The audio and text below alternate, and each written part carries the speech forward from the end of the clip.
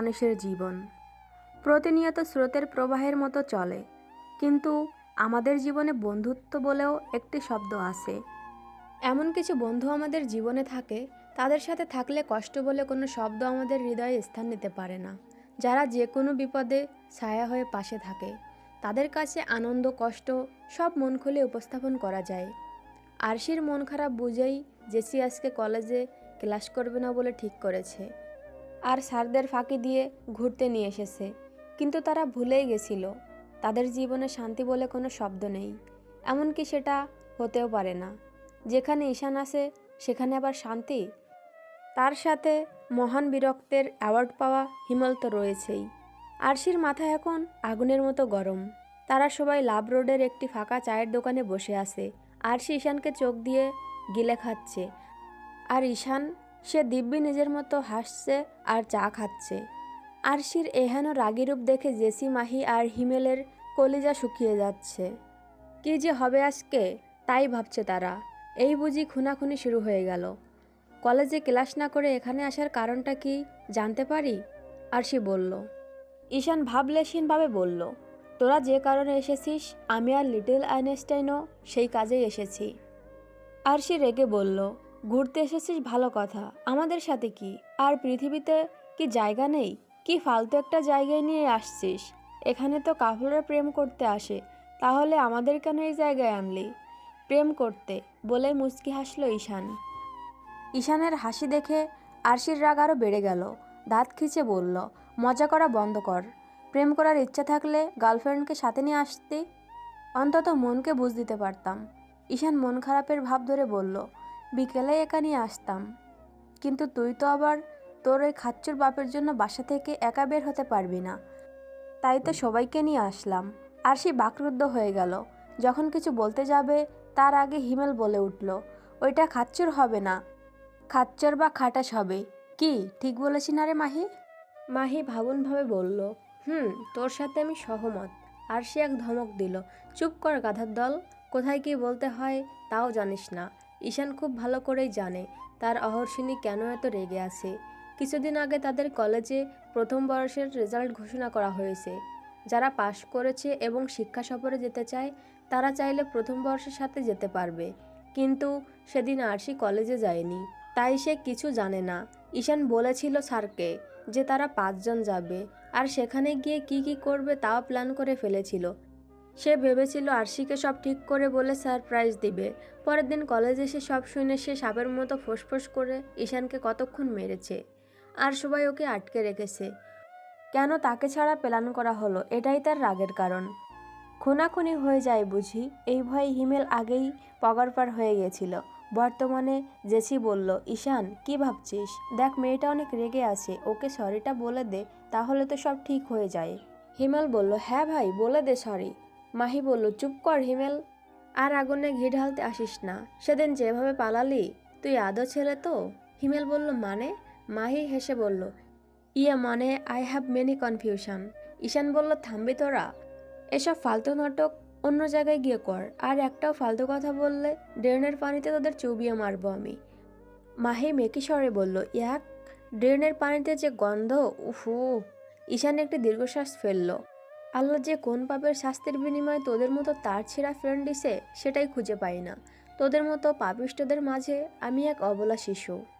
ঈশান চোখ বন্ধ করে কথাটি বলে যখনই চোখ খুলল, দেখল সবাই এভাবে তাকিয়ে আছে। আরশি বলল, কেউ আমাকে ধর, যার জন্য দিনে 2বার স্যারদের বোকা আর বাঁশ নামক বস্তু খেতে হয়, সে নাকি অবলা। না না, আমি বিশ্বাস করি না, এটা হতে পারে না। ঈশান হেসে বলল, হ্যাঁ আমি তো অবলাই, আর তোরা পাপীরা আমার অবলার সুযোগ নিস, আর আমিই তোদের স্যারদের থেকে বাঁচাই। হিমেল সরলভাবে বলল, কিন্তু তোর জন্যই তো স্যারদের কাছে ধরা খাই, আর তার সাথে পানিশমেন্ট ফ্রি।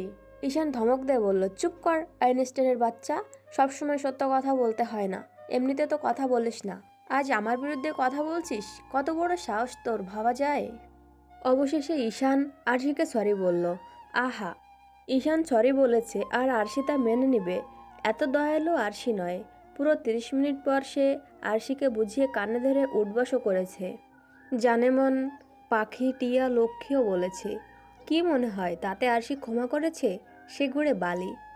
লাভ রোডের রাস্তার মাঝে মাঝেই ফুলের দোকান দেখা যায়।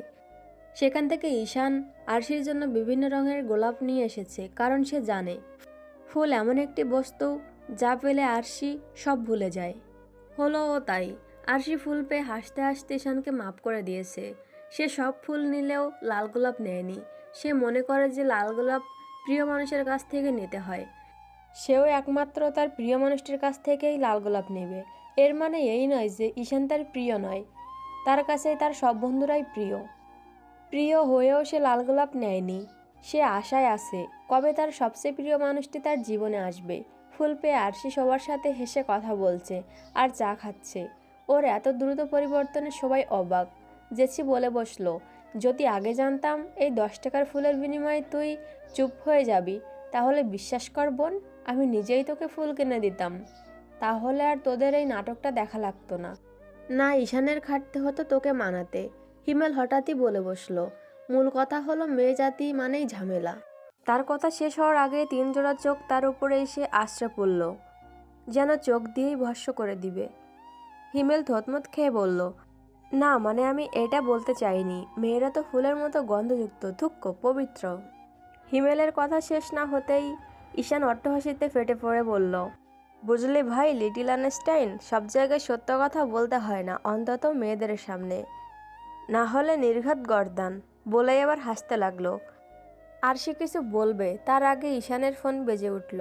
ঈশান বলল, তোরা একটু ওয়েট কর, কথা বলে আসছি, পরে তোদের রেস্টুরেন্টে নিয়ে যাব। ঈশান সাইডে গিয়ে ফোনটা রিসিভ করে বলল, হ্যালো, কে বলছেন?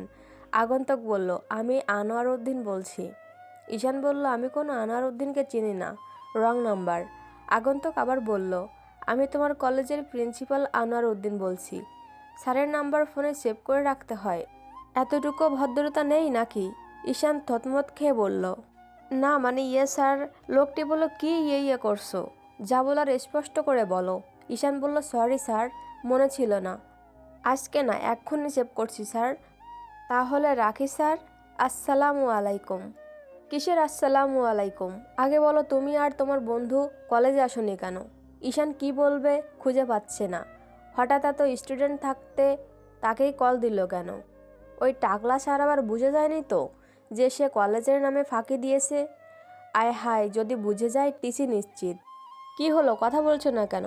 ঈশান বলল, আসলে স্যার, লিটল আইনস্টাইন, না না সরি, হিমেলের কাল অ্যাক্সিডেন্ট হয়েছে, ওকে নিয়েই হসপিটালে আসি। এই যে এখনও ওর পায়ে ব্যথা, ওকে নিয়েই আসি আর কি। স্যার বলল, আয় হায় আল্লাহ, কি বলো এইসব, সত্যি নাকি? অনেক সিরিয়াস তাহলে, আমি আসি। কিভাবে হলো অ্যাক্সিডেন্ট? ঈশান আবার বলল, না না স্যার, আশা লাগবে না, আমি সব সামলে নিছি। মনে মনে, টাকলা স্যার, আপনি আসলে শিওর বাস খাবই। খাবো, তাও যেই সেই বাস না, খুবই সুস্বাদু স্পাইসি বাস, যা খেলে বাসা থেকে সোজা হতে 1 মাস লাগবে। তার সাথে বাসায় গণধোলাইয়ের মশলা ফ্রি। আহা, আর কি লাগে জীবনে? স্যার আবার বলল, না না, কেন আশা লাগবে না, সিরিয়াস কিছু হতে পারে। এখন কোথায় আছো সেটা বলো।